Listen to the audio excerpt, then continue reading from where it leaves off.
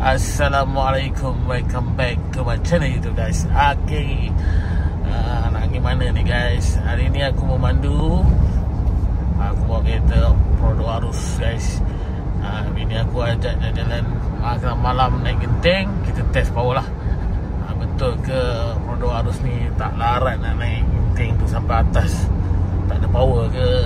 Kan? Macam mana cara-cara nak naik arus ni dengan tenang sekali guys. Okay, ramai yang cakap Produk Arus ni tak mampu nak naik atas, apa semua naik Genting. Aku tak percaya. Sebab aku rasa arus ni memang boleh naik. Risau mana ada kereta yang tak boleh naik. Nipu je. Kan. Kita cuba naik. Dulu masa waktu kecil-kecil, aku selalu ditipu orang. Kalau kereta kau tak power, kau tak boleh naik. Apalah cakap macam tu kan. Boleh je, arus ni confirm boleh naik lah. Kita santai-santai je guys malam ni. Nanti bila nak sampai atas, kita tengok macam mana arus ni boleh naik ke tak boleh naik. Okay.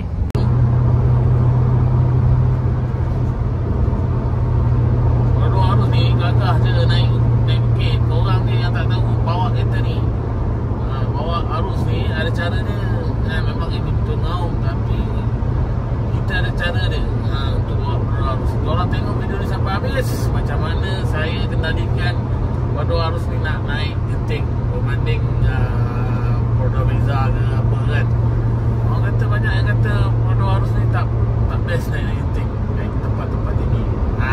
Malam ni saya akan buktikan. Okay, stay tune guys.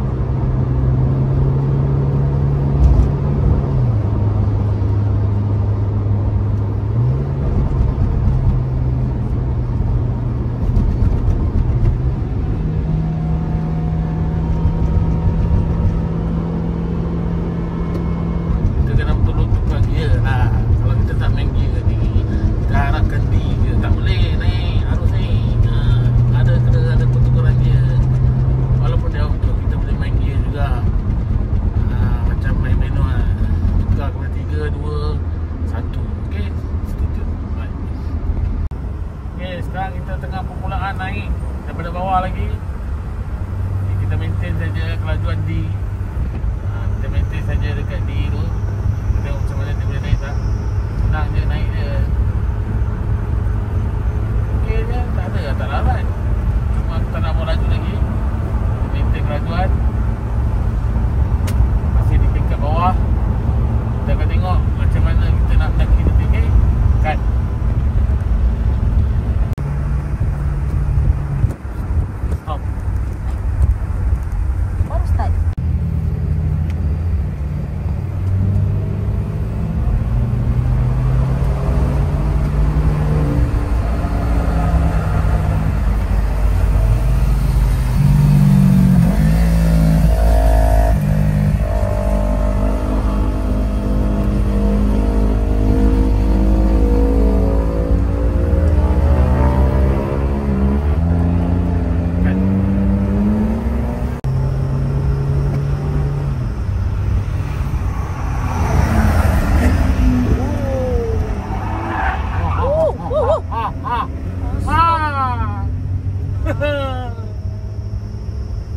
Geng, dapat rekod tak geng? Porsche hampir terbabas geng.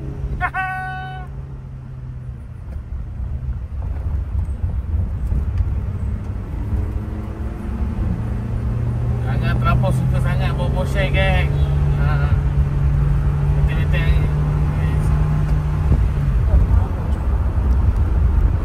Jual Porsche kau tu.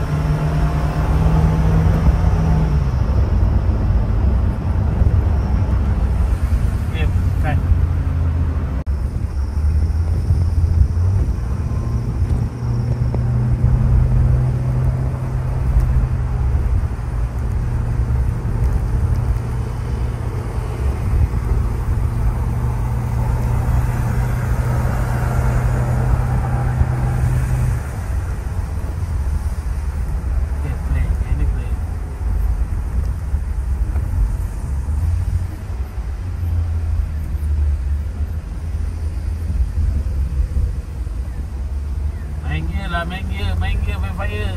Yang tak main gear. Mana kau nak laju? Sini. Mana?